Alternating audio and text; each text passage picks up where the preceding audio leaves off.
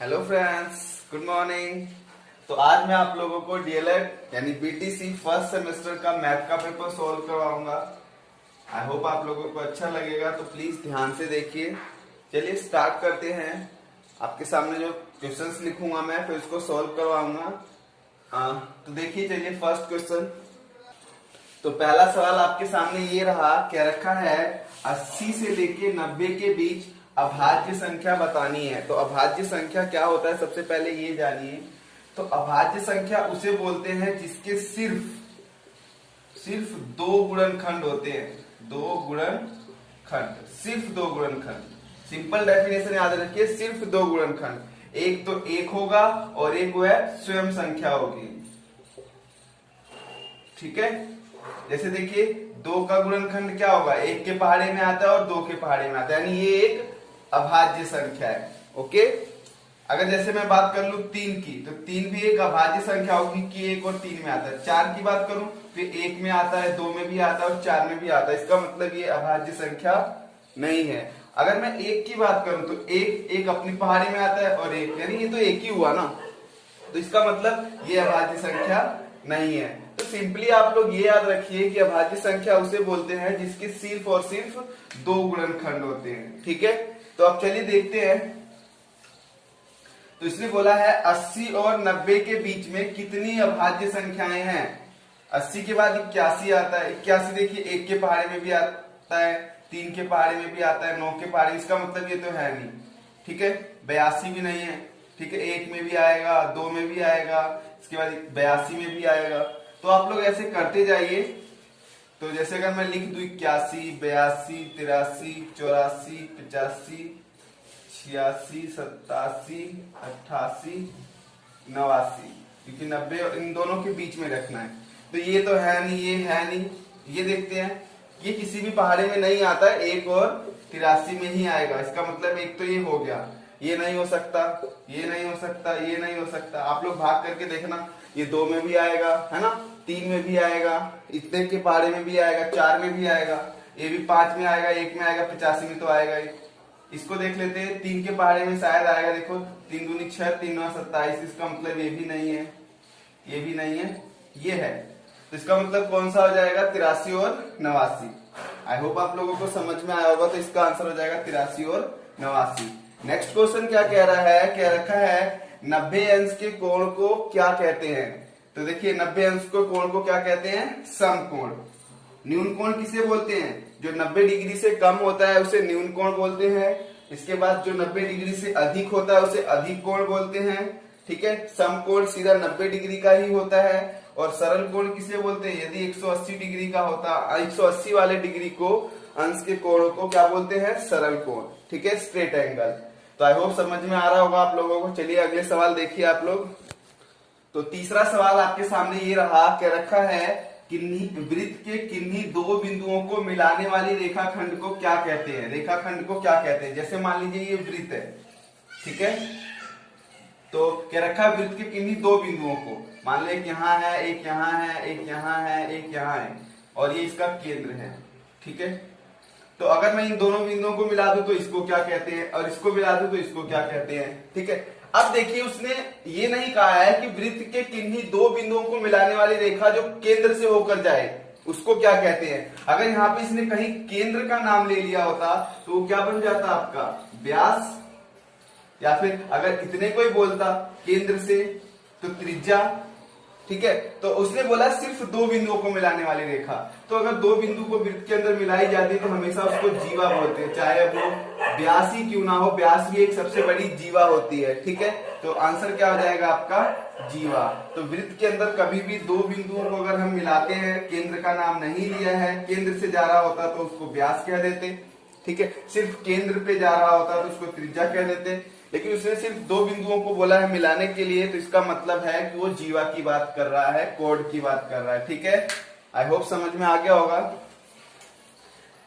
चौथा सवाल ये है कि निम्नलिखित में से 5 से विभाज्य होने वाली संख्या बताइए। तो 5 से विभाज्य होने वाली कौन कौन सी संख्या होती है, तो याद रखना जिसके इकाई के स्थान पर 0 या 5 होगा हमेशा वो 5 से जरूर विभाज्य होगा। तो देख लीजिए इकाई के स्थान पे, इसके इकाई पे 3 है, ये नहीं हो सकता, 1 है नहीं हो सकता, 8 है नहीं हो सकता, इसके 5 है तो ये हो सकता है। इसका मतलब 5 से विभाज्य संख्या कौन सी है? 3775। आई होप आप लोगों को समझ में आया होगा। पांचवा जो सवाल है बहुविकल्पी का, वो है 15% को भिन्न में बदलो। तो हमें पता है परसेंटेज का जब साइन हटता है तो नीचे 100 लगता है, तो हम लिखेंगे भिन्न बराबर 15% है, तो परसेंटेज को हटाएंगे तो नीचे लग जाएगा 100। अब देखो किससे कट रहा है, 5 दिया 15, 5 दूनी 10, तो 3/20। तो 3/20 कहाँ है आप लोग देख लीजिए, 3/20 ए ऑप्शन सही है। आई होप आप लोगों को ये पांचों सवाल समझ में आए होंगे। अब आएगा आपका लघु उत्तरी, एक एक नंबर का सवाल। तो लेट्स सी क्वेश्चन फर्स्ट। तो लघु उत्तरी का छठा सवाल ये रहा, पहला मतलब 1 नंबर का है। ये क्या रखा है, राकेश ने किसी परीक्षा में 65% अंक प्राप्त किए हैं, ठीक है, और जबकि पूर्णांक कितने का था, 500 नंबरों का था, यानी 500 नंबरों में से उसने कितने नंबर पाए कि उसका परसेंटेज 65 का बन गया है, तो वही निकालना है। तो कैसे करेंगे इसे, लिखेंगे राकेश ने अंक प्राप्त किए,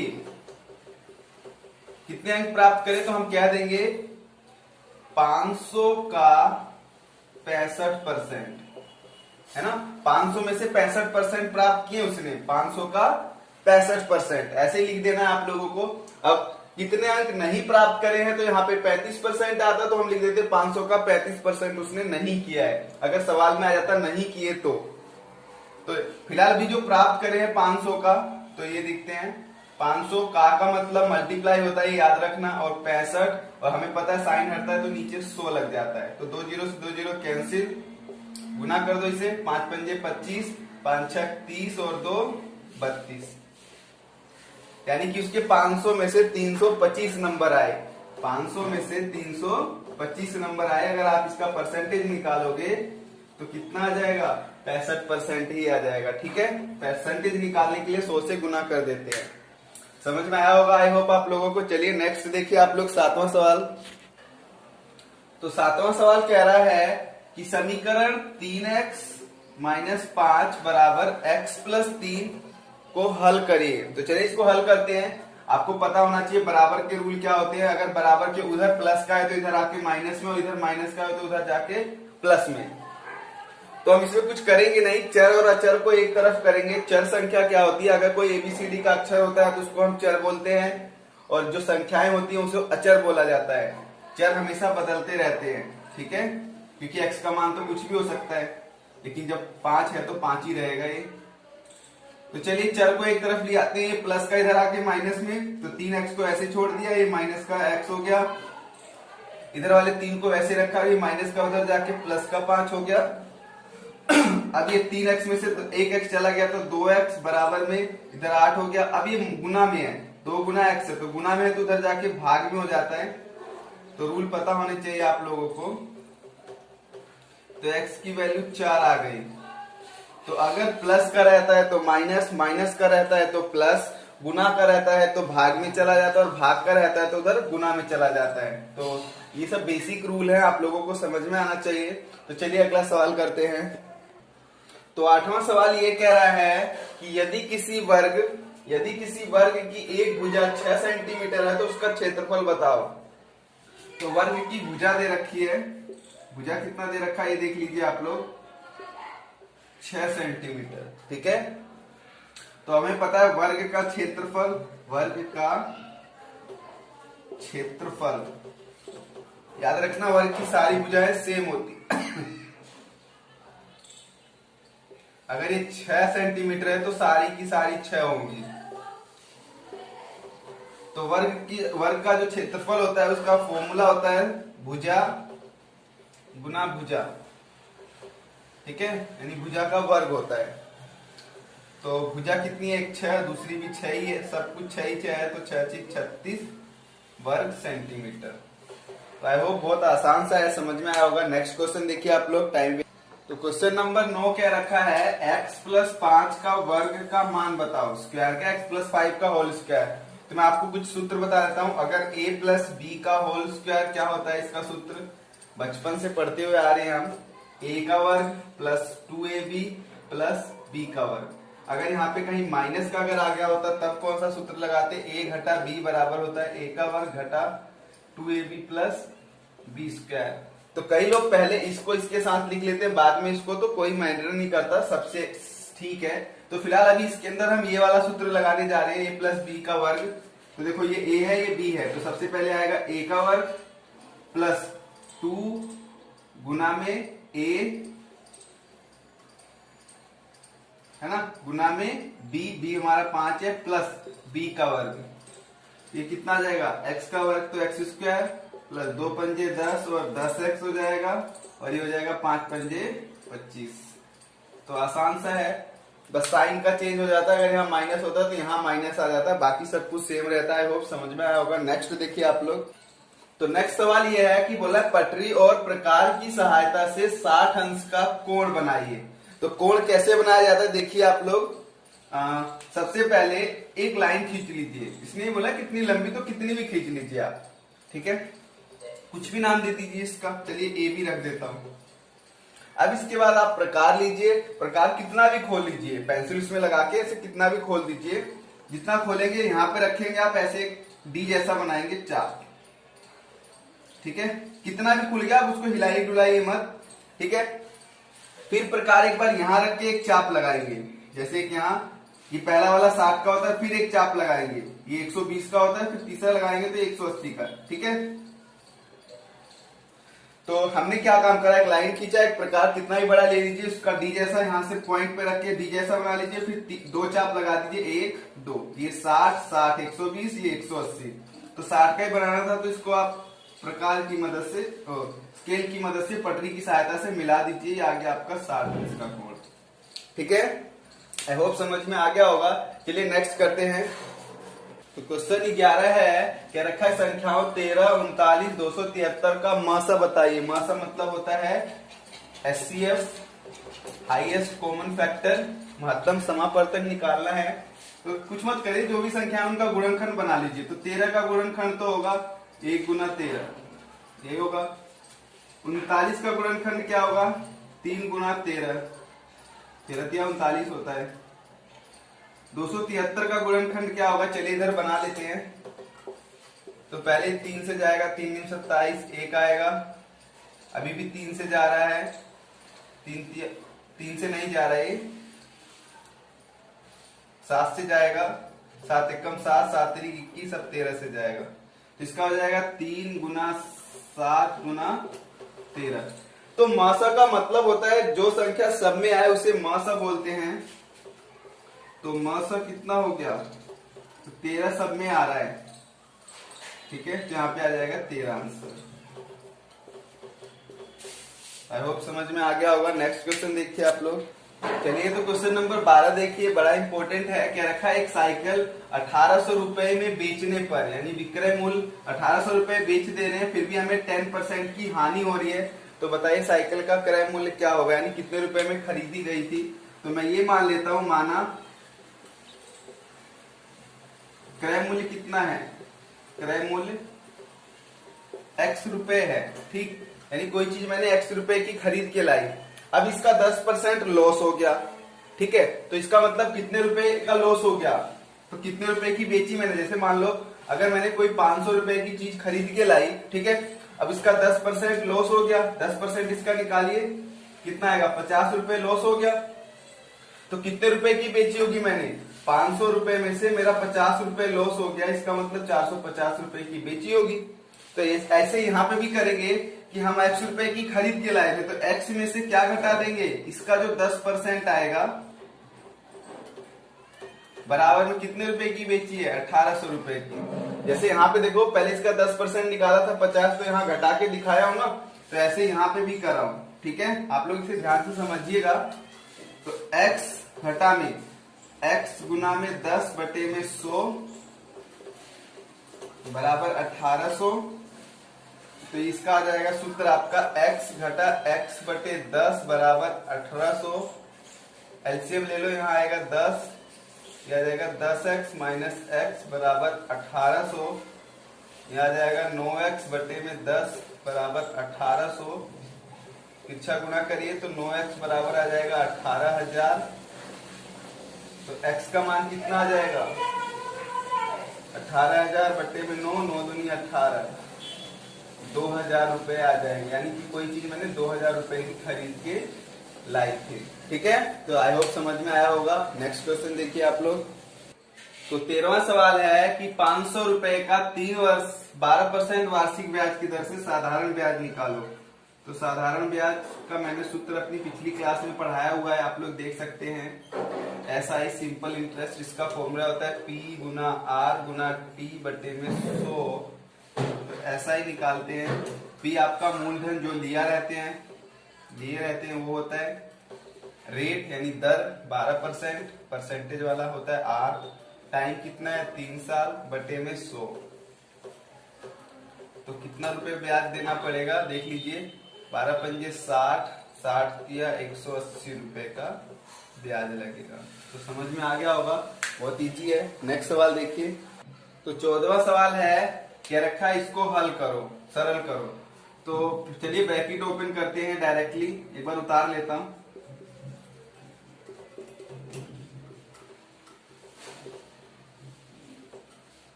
चलिए ब्रैकेट ओपन करो, x को इससे करेंगे xy, इसका आ जाएगा माइनस xz प्लस का yz माइनस का yx प्लस का zx माइनस का zy।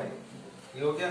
चलिए देखते हैं, देखो xy यहाँ प्लस का है और xy यहाँ माइनस का है, कैंसिल। xz यहाँ माइनस का है और xz यहाँ प्लस का है, कट गया ये भी। ये yz प्लस का यहाँ माइनस का, ये भी कट गया। तो क्या आंसर आ गया 0। इट्स टू इजी, समझ में आ। तो नेक्स्ट सवाल ये है कि एक हॉस्टल है, एक छात्रावास में 50 छात्रों के लिए 40 दिन का भोजन पर्याप्त है। यानी 50 लोग अगर रहेंगे उस हॉस्टल में तो 40 दिन तक खाना खा सकते हैं। बाद में 30 छात्र और आ गए, तो बताइए अब खाना कितने दिन तक चलेगा। तो हमने यहाँ पे देखा कि जितने ज्यादा स्टूडेंट होंगे खाना उतनी जल्दी खत्म हो जाएगा। इसका मतलब अगर छात्र बढ़ जाएंगे तो दिन कम चलेगा। यानी कि एक चीज बढ़ रही है तो दूसरी घट रही है। तो जब एक चीज बढ़ती है दूसरी चीज घटती है, तो इसके लिए सूत्र होता है, सबसे पहले इसका टेबल बना लो। ठीक है, यहाँ पे लिखेंगे छात्र ऊपर और नीचे लिखेंगे दिन। ओके, तो देखिए जब 50 छात्र थे तो 40 दिन चल रहा था, 30 छात्र और आगे यानी अब 80 हो गए, तो अब ये कितने दिन चलेगा। ठीक है, तो इसको मानते कैसे करते हैं, ये आपका x1 होता है, ये आपका y1 होता है, ये x2 होता है, ये y2 होता है। ठीक है, ऐसे करा जाता है नेमिंग में। तो अगर एक चीज बढ़े दूसरी चीज घटे तो इसके लिए सूत्र होता है x1 y1 बराबर होता है x2 y2। ठीक है, तो चलिए मान रखिए x1 कितना है आपका 50, y1 कितना है 40 बराबर x2 कितना है 80 और y2 आपको निकालना है। अभी गुना में इधर आके भाग में देख लीजिए। तो 1 0 से 1 0, 4 एकम 4, 4 दूनी 8, ये कट के 25, यानी कि आ जाएगा y2 का मान कितना आ जाएगा 25 दिन चलेंगे और भोजन। तो अगर 80 छात्र हो जाएंगे तो सिर्फ वो 25 दिन ही चलेगा। अगर यही बोलता कि एक चीज बढ़ती और दूसरी चीज भी बढ़ती है, एक चीज घटती दूसरी चीज घटती, तो एक सूत्र और होता है, वो लगाना होता है x1 बटे y1 x2 बटे में y2। ठीक है, तो आप लोग इसमें प्रैक्टिस कर लीजिएगा। टाइम ज्यादा हो रहा है इस वजह से मैं नेक्स्ट वीडियो में बना लूंगा। क्वेश्चन नंबर नेक्स्ट देखिए। तो अगला 16वां सवाल क्या रखा है, एक आयताकार गत्ते का क्षेत्रफल 117 वर्ग सेंटीमीटर है और उसकी लंबाई 13 सेंटीमीटर है, तो उसकी चौड़ाई बतानी है। तो आयत का क्षेत्रफल कितना दे रखा है 117 सेंटीमीटर स्क्वायर, और वैसे फॉर्मूला होता है लंबाई गुना में चौड़ाई। तो बराबर में कितना हो जाएगा 117। अब लंबाई आपको दे रखी है 13, चौड़ाई आपको निकालनी है, बराबर में 117।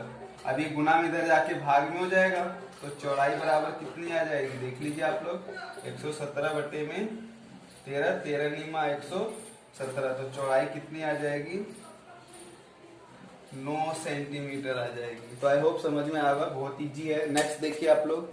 तो 17वां सवाल है कि एक रेलगाड़ी जिसकी लंबाई 270 मीटर है एक खंबे को 9 सेकंड में पार कर लेती है, तो उसकी चाल बतानी किलोमीटर प्रति घंटा में। तो हम ये देख लेते हैं, अगर दूरी उसकी कितनी है 270 मीटर और समय कितना लग रहा है 9 सेकेंड, तो हम इसकी चाल बताते हैं। चाल बराबर हो जाएगा दूरी बटे में समय। ठीक है, तो दूरी बटे में समय हो जाएगा, तो मान रखिए, चलिए देखिए इधर ये आ जाएगा 270 बटे में समय कितना है आपका 9 सेकेंड, तो 9 27, तो इसकी चाल आ गई आपको 30 मीटर प्रति सेकेंड, क्योंकि ये मीटर में है और ये सेकेंड में है, तो मीटर प्रति सेकेंड। लेकिन हमें किस में निकालना है, किलोमीटर प्रति घंटे में निकालना है। तो किलोमीटर प्रति घंटे में निकालने के लिए हम क्या काम करते हैं, चाल किलोमीटर प्रति घंटे में निकालने के लिए हम क्या काम करते हैं, किसी भी संख्या को अगर मीटर प्रति सेकेंड में है तो उसको आप 18/5 से गुना कर दीजिए, वो किलोमीटर प्रति घंटे में आ जाएगा। ठीक है, कैसे करते हैं देखिए, जैसे ऊपर मीटर है नीचे सेकेंड है, इसको करने के लिए 1000 से गुना किया जाएगा और इसको 3600 से भाग, तो ये 3600 ऊपर चला जाएगा और 1000 नीचे आ जाएगा, तो 2 जीरो 2 जीरो, यहाँ 18/5 हमेशा ही आएगा, 18/5 ही। ठीक है, तो इसका मतलब अगर मीटर प्रति सेकेंड को किलोमीटर प्रति घंटे में बदलना है तो आप इसे 18/5 से मल्टीप्लाई कर दीजिए, 5 6 30, 18 6 108 किलोमीटर प्रति घंटे की रफ्तार से चल रही है। ठीक है, ये आंसर हो गया आपका। नेक्स्ट क्वेश्चन देखिए, तो 18वां और लास्ट जो सवाल है, कह रखा है एक उदाहरण में एक नर्सरी में विभिन्न प्रजातियों के पौधे लगाए गए हैं, जैसे गुलाब, गेंदा, जूही, डहेलिया, रजनीगंधा, इतने इतने फूल लगाए गए हैं, जैसे गुलाब के 300, गेंदे के 250, ऐसे अदर भी। तो कह रखा इन आंकड़ों को पिक्टोग्राफ द्वारा प्रदर्शित करो। तो पिक्टोग्राफ क्या होता है, पिक्टोग्राफ एक ऐसी ग्राफ होता है जिसमें हम क्या होता है, चित्रों के माध्यम से हम इन संख्याओं को व्यक्त करते हैं। ठीक है, जैसे समझिए कैसे बनाया जाता है। तो यहाँ पे हम लिख देते हैं फूल कौन कौन से हैं, यहाँ पे लिख देंगे उसका चित्र लिख दो या पिक्टोग्राफ लिख दो, पिक्टोग्राफ। ठीक है, अब देखिए कैसे बनाना है। पहले संख्या लिख लीजिए, कॉलम संख्या का बना दीजिए। इसके बाद यहाँ पे नेक्स्ट में लिख दीजिए, इजी है, बहुत आराम से समझेंगे आप लोग। देखिए पिक्टोग्राफ,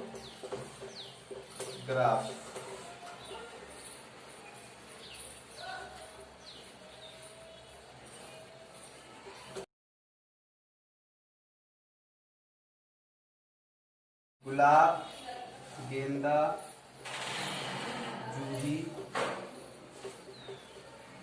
डहेलिया और लास्ट में है आपका रजनीगंधा। रजनीगंधा तो ये कितने हैं 300, ये 250, 100, 150 और ये आ गया 450। तो देखिए मैं एक एक फूल तो 300 फूल तो बनाऊंगा नहीं, बहुत ज्यादा टाइम और बहुत ज्यादा लंबा हो जाएगा। तो मैं क्या काम करूंगा, यहाँ पे एक चीज लिखूंगा, ऊपर सबसे मानूंगा, यहाँ पे चार्ट बनाओगे उसके ऊपर लिख देना कि एक फूल बराबर आप मान लेंगे 50। ठीक है, ठीक है, यानी एक फूल अगर बनाओगे तो उसका मतलब 50 फूल होंगे। ठीक है, तो जैसे गुलाब के 300 हैं तो 50-50 में बांटो तो कितने बनेंगे, 300 को 50 से भाग करो 6 बनेंगे।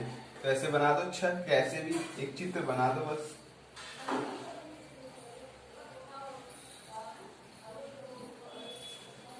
ठीक है, तो समझ में आ गया होगा, 6 हो गए। इसलिए यहाँ 250 है तो 50 से भाग करोगे 5 फूल बना दो। ठीक है, जैसे ही बना लो आप लोग। इसमें कितने बनेंगे, 2 फूल बनेंगे। इसी तरीके से इसमें 3 फूल बनेंगे, इसमें 9 फूल बनेंगे। सॉरी 450 को 5 से भाग करो 50 से, हाँ 9 फूल बनेंगे, इसमें 9 फूल बना देना। तो आई होप समझ में आ गया होगा, आप लोग इसे बना लेना। Thank you so much. आप लोगों को अच्छा लगे तो लाइक शेयर सब्सक्राइब जरूर करना। थैंक्स।